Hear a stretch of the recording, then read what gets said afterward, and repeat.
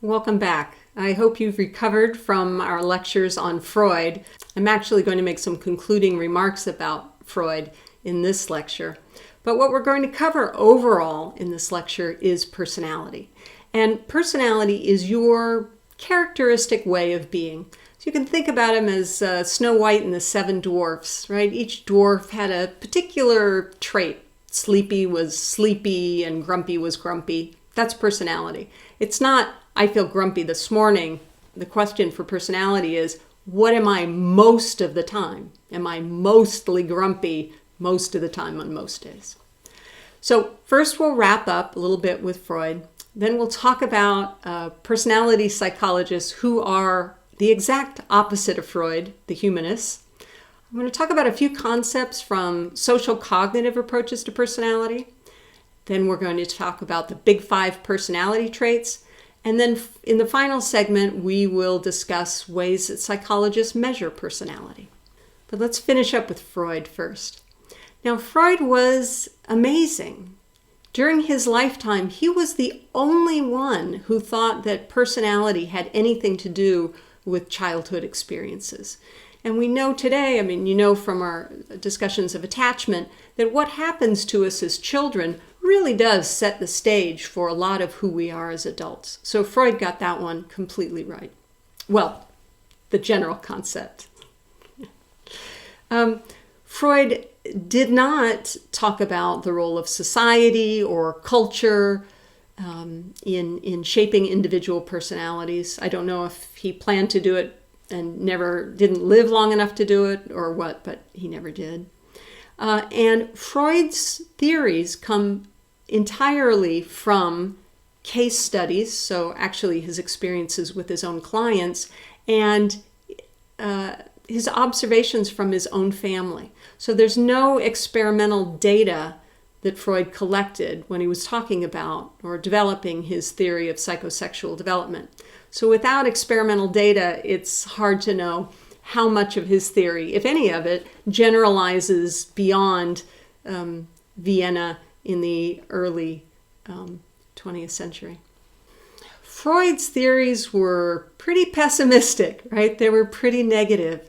And sometimes they were downright insulting. Freud sometimes described people like we were zombies, right? We're being controlled by these unconscious instincts and desires that we have no awareness of and no ability to control. Any sense of free will is absent from a Freudian theory. So there are definite limitations to Freud's theories, big time. Even though there are big limitations to Freud's theories, still the big picture, not the specifics, but the big picture of his approach has formed the foundation for much of psychology that came later. So I want to turn the page now to something that's about as far from Freudian psychology as you can get. Humanistic psychology started in the 1960s as a reaction against Sigmund Freud and also behaviorism as described by B.F. Skinner.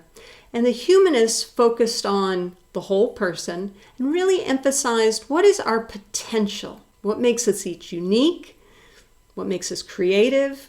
What kind of choices do we make? What do we do with our free will? And the two biggest names in humanist psychology are Maslow and Rogers, and we're going to talk about both of them. So Abraham Maslow created something called a hierarchy of needs. And he argued that we're driven by different things depending on what needs we have at the time.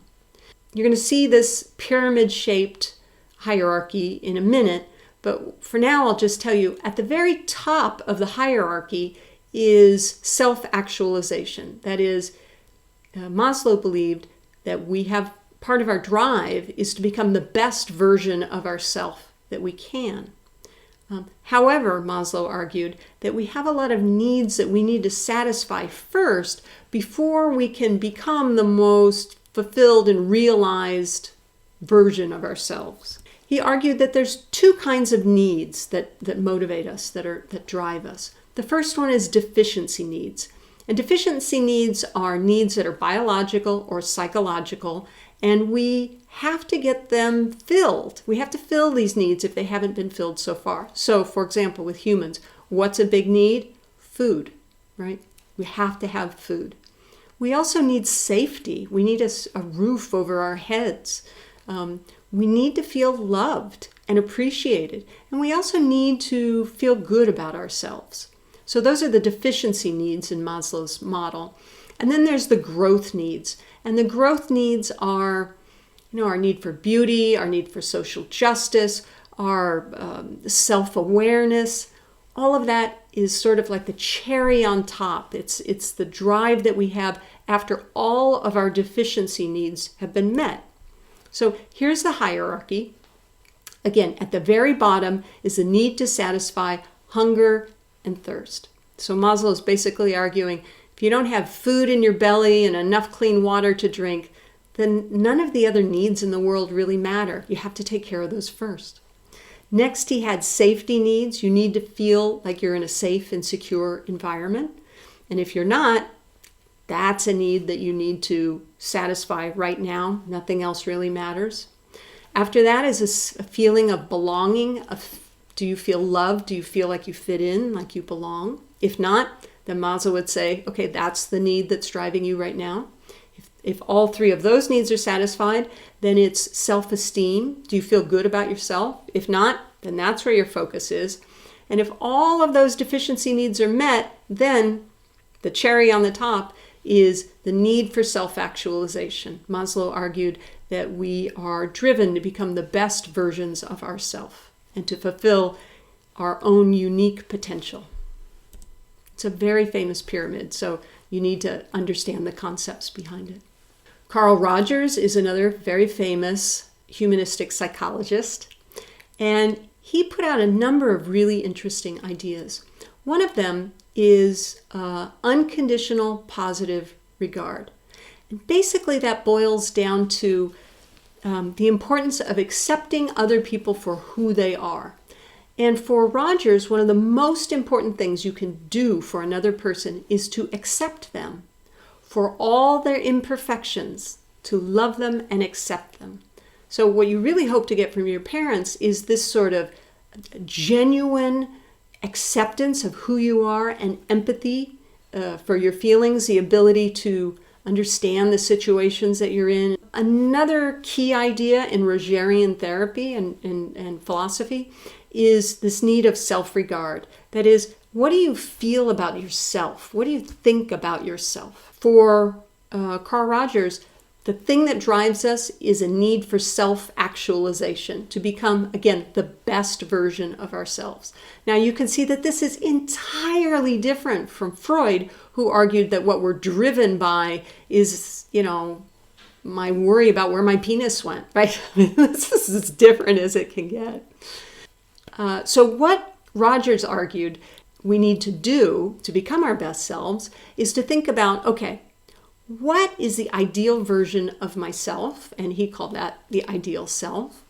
And then, so where do I want to be, or what do I want to be? And then where am I now? What am I now?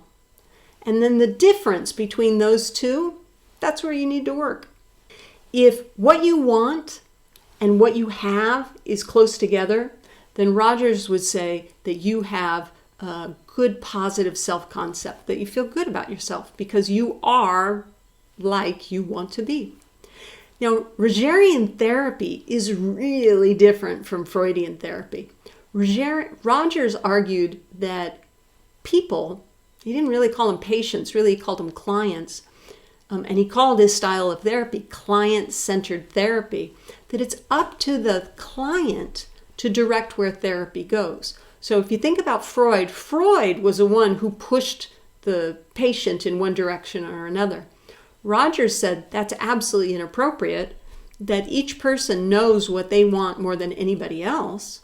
So what a Rogerian therapist tries to help people do is clearly state what their idealized self is, clearly state where they feel like they are, understand the struggles that they're facing, to accept the person unconditionally, and to really, the job of the therapist is to act like a mirror. So Rogerian therapists will oftentimes simply restate what they've been hearing you say. So if you say something that strikes them as particularly important, they might say, okay, so you feel like your father doesn't appreciate you. So it's about as different as from Freudian therapy as you can get. Okay, come back and we'll talk about social cognitive aspects of personality.